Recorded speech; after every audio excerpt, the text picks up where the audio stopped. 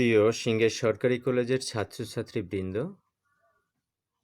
তোমরা নিশ্চয়ই ভালো আছো এবং স্বাস্থ্যবিধি মেনে চলছো। আমি বারবার একটা কথাই বলি, সিংহের সরকারি কলেজের সকল শিক্ষকই অনলাইন ক্লাস নিয়ে থাকেন। তোমরা সকলেই এই অনলাইন ক্লাসে অংশগ্রহণ করবা এবং অনলাইন ক্লাসের সকল ভিডিওগুলো সিংহের সরকারি কলেজের পেজে আপডেট দেওয়া থাকবে এবং সকল শিক্ষকই এখানে আপলোড করে থাকেন। তোমরা যারা ক্লাস করো না তারা নিয়মিত ক্লাস করবে, আর যারা নিয়মিত ক্লাস করতেছো তারা যারা ক্লাস করে না তাদেরকে জানিয়ে দেবা যে সকল শিক্ষকের যাতে তারা ক্লাস করে থাকে। আজকে আমি যে চ্যাপ্টারটা নিয়ে আলোচনা করব সেটা হচ্ছে উচ্চতর গণিত প্রথম পত্রের বৃত্ত। ঠিক আছে? আচ্ছা, বৃত্ত তোমরা কিন্তু অনেক ছোটবেলা থেকেই শিখে আসছো বৃত্তটা কী জিনিস। আমি আবার একটু মনে করিয়ে দিই। বৃত্ত হচ্ছে সমতলে একটি নির্দিষ্ট বিন্দু হতে, অর্থাৎ একটা নির্দিষ্ট বিন্দু হতে হবে, নির্দিষ্ট দূরত্বে চলমান বিন্দুর সঞ্চার পথকেই বলা হবে বৃত্ত। অর্থাৎ একটা নির্দিষ্ট বিন্দু থেকে একটা নির্দিষ্ট দূরত্বে চলমান যে তোমার পথকে বলা হবে বৃত্ত। নির্দিষ্ট বিন্দুটিকে বলা হবে বৃত্তের কেন্দ্র এবং নির্দিষ্ট দূরত্বকে বলা হবে বৃত্তের ব্যাসার্ধ। লক্ষ্য করো, আমি এখানে ছোট একটা চিত্র এঁকে দিছি। এইটা হচ্ছে নির্দিষ্ট কি বলতো, নির্দিষ্ট বিন্দু কিন্তু, ঠিক আছে। আর এই থেকে এই পর্যন্ত হচ্ছে নির্দিষ্ট দূরত্ব। ক্লিয়ার? জাস্ট আজকে তোমাদেরকে আমি বেসিক ধারণাটা দেব। এখন আসো, কেন্দ্র যদি মূলবিন্দু হয় তার সমীকরণটা কি হবে, অর্থাৎ বৃত্তের কেন্দ্র মূলবিন্দু হলে তার সমীকরণ। আমি সূত্রগুলো শুধু বুঝাই দিচ্ছি। বৃত্তের কেন্দ্র মূল বিন্দু হলে তার সমীকরণ। তাহলে বৃত্তের কেন্দ্র যদি মূল বিন্দু হয় তার সমীকরণটা কি? X square plus y square equal to r square. তাহলে সেই বৃত্তটা কীরকম হবে? এই মনে করো একটা অক্ষরেখা, এইটা হচ্ছে মূলবিন্দু মানে অরিজিন 0 0, আর এইটা হচ্ছে তার ব্যাসার্ধ আর। তাইলে কেন্দ্র হচ্ছে 0 0 এবং ব্যাসার্ধ আর, অর্থাৎ বৃত্তের কেন্দ্র যদি মূলবিন্দু হয় তার সমীকরণ হচ্ছে x square plus y square equal to r square. Clear? এখন পরবর্তী স্টেপে আসি, যে বৃত্তের কেন্দ্র যদি এইচ কে হয় এবং ব্যাসার্ধ যদি আর হয়, বৃত্তের কেন্দ্র যদি এইচ কে হয় এবং ব্যাসার্ধ আর হলে তার সমীকরণ কি হবে? লক্ষ্য করো, x minus h whole square plus y minus k whole square equal to কত? R square. আমি যদি চিত্রটা আঁকি, এই মনে করো আমাদের অক্ষরেখা, আমাকে বলছে বৃত্তের কেন্দ্র এইচ কে, তাহলে এই থেকে এই পর্যন্ত এইচ, এই থেকে এই পর্যন্ত কে, তাহলে এইটা হচ্ছে বৃত্তের কেন্দ্র, আর ব্যাসার্ধ কত? আর। আমি যদি এখন এই দেখো, এই তাহলে এইটাকে লিখি আমি এইচ কে, এই হচ্ছে ব্যাসার্ধ আর। ক্লিয়ার? এই হচ্ছে কিন্তু অক্ষরেখার মূলবিন্দু, অর্থাৎ অরিজিন 0 0। ক্লিয়ার? তার মানে বৃত্তের কেন্দ্র যদি এইচ কে হয়, ব্যাসার্ধ যদি আর হয়, তার সমীকরণ হচ্ছে x minus h whole square y minus k whole square equal to r square. এখন যে জিনিসটা ইম্পর্টেন্ট এবং আমাদের বেশি কাজে লাগবে সেটা হচ্ছে বৃত্তের সাধারণ সমীকরণটা কি? বৃত্তের সাধারণ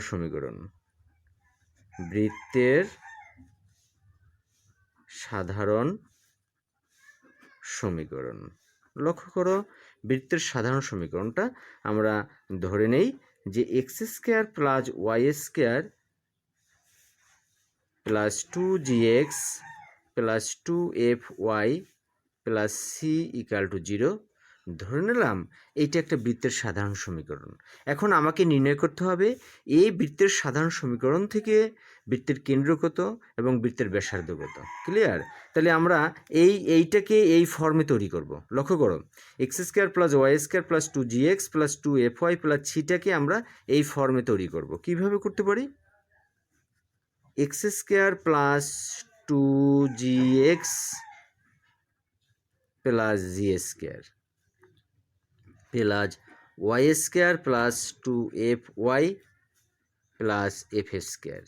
লক্ষ্য করো এই পাশে যে জি স্কোয়ার কি আমার অঙ্কে আছে? দেখো তো নাই। এখানে এফ স্কোয়ার কি আছে? নাই। তাহলে আমাকে যদি ব্যালেন্স করতে হয় তাহলে আমি এ পাশেও জি স্কোয়ার প্লাস এফ স্কোয়ার লিখি, জি স্কোয়ার প্লাস এফ স্কোয়ার, আর এই ছিটাকে এ পাশে মাইনাস করে নিয়ে আসি, তাহলে কিন্তু আমাদের ব্যালেন্স হয়ে যায়। এখন আমি এখানে লিখি x plus g whole square plus y plus f whole square equal to হচ্ছে কত? G square plus f square minus c. এখন এটাকে আর একটু এক্স মাইনাস মাইনাস জি এই bracket whole square plus y minus minus f এইটা whole square equal to root over g square plus f square minus c এর whole square.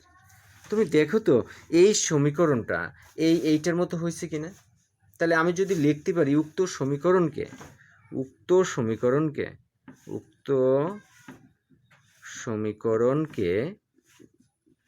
X minus h whole square plus y minus k whole square equal to r square এর সাথে তুলনা করে পাই,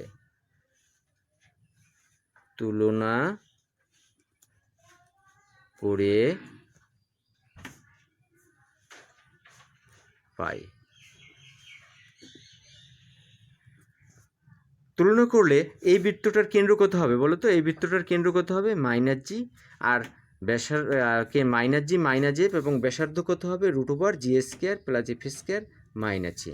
তাহলে লিখি যে অতএব উক্ত বৃত্তের কেন্দ্র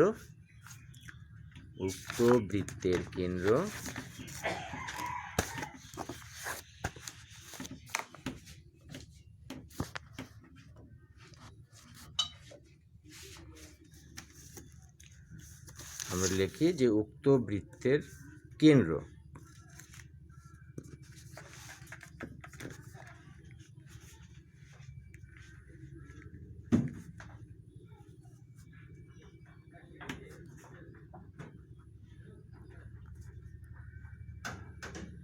কত হবে বলো তো?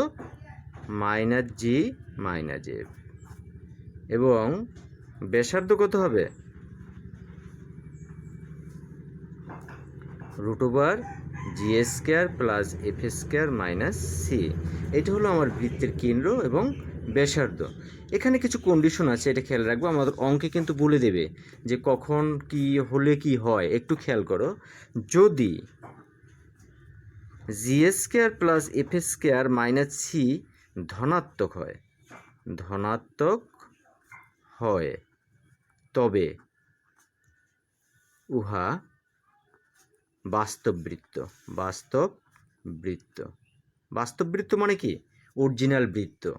যদি g square plus f square minus c এর মান 0 হয়, অর্থাৎ ব্যাসার্ধের মান 0 হয়, তবে উহা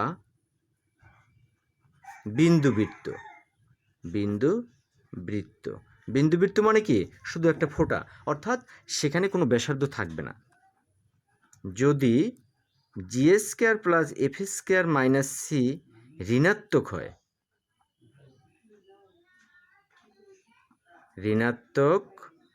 হয় তবে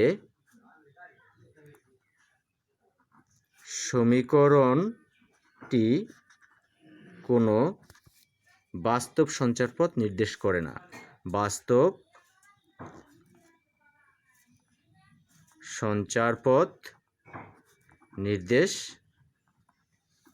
না। অর্থাৎ কি? যদি তোমার এই ব্যাসার্ধের মান অর্থাৎ g square plus f square minus c এর মান ঋণাত্মক হয়, তাহলে আসলে ওটা কোনো বৃত্ত না। সেইটাই বলা হচ্ছে যে সঞ্চারপথ নির্দেশ করে না। দেখো এখন আর একটা সূত্র কি, x1 y1 ও x2 y2 বিন্দু দুইটির সংযোগ রেখাংশকে সংযোগ রেখাংশকে ব্যাস ধরে অঙ্কিত বৃত্তের সমীকরণ নির্ণয়। ঠিক আছে, অর্থাৎ আমি যদি x1 y1 এবং x2 y2 বিন্দু দুটি সংযোগ রেখাংশকে ব্যাস ধরি তাহলে বৃত্তের সমীকরণটা কি হবে সেটার একটা সূত্র। তাহলে আমি শুরু করি। সূত্রটা কি, যে x মাইনাস x1 ইন্টু হচ্ছে কত x minus x2 plus y minus y1 into y minus y2 equal to 0। কীরকম হতে পারে তোমার চিত্রটা? এই ধরে নাও একটা বৃত্ত, এই তার কেন্দ্র। তাইলে আমাকে ব্যাস বলছে, ব্যাস মানে কেন্দ্র দিয়ে যাবে। তাহলে এইটাকে ধরে নিয়ে যদি আমি a x1 y1, এইটা যদি হয় b x2 y2, এই মনে করো একটা বিন্দু আছে p, ক্লিয়ার? পিটা ধরে নিলাম আমি p x y। এখানে একটা যদি আমি ত্রিভুজ আঁকি, তোমাকে বলা হয়েছে যে x1 y1 এবং x2 y2 বিন্দু দুটির সংযোগ রেখাংশকে ব্যাস ধরে অঙ্কিত বৃত্তের সমীকরণ নির্ণয় করো। বলো তো এই কোণটা কত ডিগ্রি? এই কোণটা কিন্তু 90 ডিগ্রি। কারণটা কি, আমরা জানি অর্ধবৃত্তস্থ কোণ এক সমকোণ। ক্লিয়ার? তোমরা 19-এ পড়ে আসছিলে অর্ধবৃত্তস্থ কোণ এক সমকোণ। এটা কিন্তু আমার কেন্দ্র। তার মানে সেই রকম তোমার বৃত্তের সমীকরণটা হচ্ছে x minus x1 into x minus x2 plus y minus y1 into y minus y2 equal to 0। এখানেও কিছু কন্ডিশন আছে, লক্ষ্য করো। আমার আর একটা সূত্র আছে, সেটার পরে আমরা কন্ডিশনগুলো লিখব। যে x square plus y square plus 2gx plus 2fy plus c equal to 0। এটা কিন্তু বৃত্তের সাধারণ সমীকরণ। G square is greater than c, f square is greater than c. বৃত্তটি দ্বারা অক্ষ দুইটি থেকে ছেদিত অংশের পরিমাণ নির্ণয় করো। পরিমাণ নির্ণয়, এগুলো কিন্তু আজকে যেগুলো তোমাদেরকে বোঝানো হয়েছে বেসিক জিনিসটা, শুধু সূত্রগুলা। পরবর্তী দিন আমরা অঙ্ক নিয়ে আলোচনা করব। ক্লিয়ার? বৃত্তটি দ্বারা এক্স অক্ষের ছেদিত অংশ, তোমাকে কোনো সমীকরণ দিয়ে বলবে উক্ত বৃত্তটি দ্বারা এক্স অক্ষের ছেদিত অংশের পরিমাণ নির্ণয় করো, ওয়াই অক্ষের ছেদিত অংশের পরিমাণ নির্ণয় করো, অথবা উভয় অক্ষের ছেদিত অংশের পরিমাণ নির্ণয় করো। বিভিন্ন কথা বলতে পারে। হ্যাঁ, তাহলে আমি লিখি যে বৃত্তটি দ্বারা এক্স অক্ষের অক্ষ থেকে বা এক্স অক্ষ থেকে ছেদিত অংশের পরিমাণ। সূত্রটা হচ্ছে কি, 2√g² মাইনাস সি। আমরা জির মান পেয়ে যাব, এফের মান পেয়ে যাব, সির মান পেয়ে যাব, সেখান থেকে আমরা বসিয়ে দেব। আবার বৃত্তটি দ্বারা ওয়াই অক্ষ থেকে ছেদিত অংশের পরিমাণ। তাহলে ওয়াই অক্ষ থেকে ছেদিত অংশের পরিমাণ ঠিক উল্টাটা হবে 2√f² মাইনাস সি। ক্লিয়ার? যদি বৃত্তটি এক্স অক্ষকে স্পর্শ করে, তাহলে কি হবে? যদি বৃত্তটি এক্স অক্ষকে স্পর্শ করে তবে এক্স অক্ষ থেকে ছেদিত অংশ 0 হবে, তখন g² ইকুয়াল টু সি হবে। আমি এখানে লিখি আর একটা পার্ট। যদি বৃত্তটি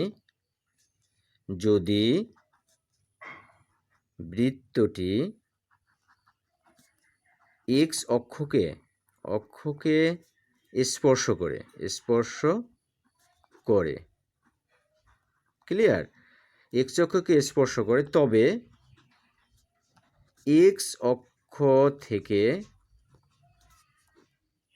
ছেদিত অংশ শূন্য হবে, শূন্য হবে। তখন জি স্কয়ার ইকুয়াল টু সি হবে। আমি আরেকটু চিত্র এঁকে বুঝাই দেই। এখানে মনে করো এটা একটা অক্ষ, বৃত্তটি বলছে কি এক্স অক্ষকে স্পর্শ করে। যদি বৃত্তটি এক্স অক্ষকে স্পর্শ করে, এইরকম বৃত্ত এক্স অক্ষকে স্পর্শ করে গেল, তাহলে কি হবে? এক্স অক্ষ থেকে ছেদিত অংশ হচ্ছে শূন্য। তার মানে এখানে যে বিন্দুটা এক্স অক্ষ থেকে ছেদিত অংশটা কি বলা হয়েছে? শূন্য। সেখানে কি হলো? এখানে যে জি স্কয়ার ইকুয়াল টু সি হবে, সেই কন্ডিশনটা হচ্ছে জি স্কয়ার ইকুয়াল টু সি। ঠিক অন্যভাবে যদি লিখি, যদি বৃত্তটি ওয়াই অক্ষকে স্পর্শ করে, যদি বৃত্তটি ওয়াই অক্ষকে স্পর্শ করে, ক্লিয়ার? যদি বৃত্তটি ওয়াই অক্ষকে স্পর্শ করে, অর্থাৎ ওয়াই অক্ষের ছেদিত অংশ শূন্য, ওয়াই অক্ষের ছেদিত অংশ শূন্য, তখন কি হবে? তখন এফ স্কয়ার ইকুয়াল টু কত হবে? সি। আমি যদি চিত্র আঁকি, দেখো বলছে কি বৃত্তটি যদি ওয়াই অক্ষকে স্পর্শ করে, তার মানে বৃত্তটি হচ্ছে এই রকম যদি হয়, যে বৃত্তটি যদি ওয়াই অক্ষকে স্পর্শ করে, অর্থাৎ এই অক্ষকে স্পর্শ করে গেল। আবার যদি এমনও তো হতে পারে যে বৃত্তটি উভয় অক্ষকে স্পর্শ করে যায়, এক্স অক্ষকে স্পর্শ করে যায় অথবা ওয়াই অক্ষকে স্পর্শ করে যায়, তখন কি হবে? যদি বৃত্তটি উভয় অক্ষকে স্পর্শ করে, তবে কি হবে? G square equal to f square equal to c হবে। চিত্রটা কীরকম হবে? উভয় অক্ষ মনে করো এইটাকেও স্পর্শ করে যায়, এটাকেও স্পর্শ করে যায়। আমি যদি চিত্র আঁকি, এই লক্ষ্য করো, এইখানেও স্পর্শ করে গেছে, এখানেও স্পর্শ করে গেছে, ক্লিয়ার? অর্থাৎ বৃত্তটি এখানেও স্পর্শ করে গেছে এবং এখানেও স্পর্শ করে গেছে, উভয় অক্ষকে স্পর্শ করে যায়। এই মোটামুটি হচ্ছে প্রথম চ্যাপ্টারের বৃত্তের সূত্রগুলি। তোমরা বইটা দেখবা ভালো করে, এবং আমি যে আজকে সূত্র সম্পর্কে আলোচনা করছি এগুলো দেখবা। তোমাদের যে বইয়ে আছে অক্ষরপত্র হতে পারে, ঠিক আছে? সেই অক্ষরপত্র প্রকাশনের বৃত্তর চ্যাপ্টারের প্রথম পত্রের তোমরা ছামারি অংশটা দেখবা, অর্থাৎ অঙ্ক করার পূর্ব যে টপিকসগুলো দেওয়া থাকে সেগুলো ভালো করে বুঝবা, এই সূত্রগুলো সম্পর্কে ভালো করে জানবা, তাহলে আমরা যখন অঙ্ক করব তখন ভালো করে বুঝতে পারবো, ঠিক আছে? তাহলে সবাই ভালো থাকো, সুস্থ থাকো, স্বাস্থ্যবিধি মেনে চলো, নিয়মিত ক্লাস করো। ধন্যবাদ সবাইকে।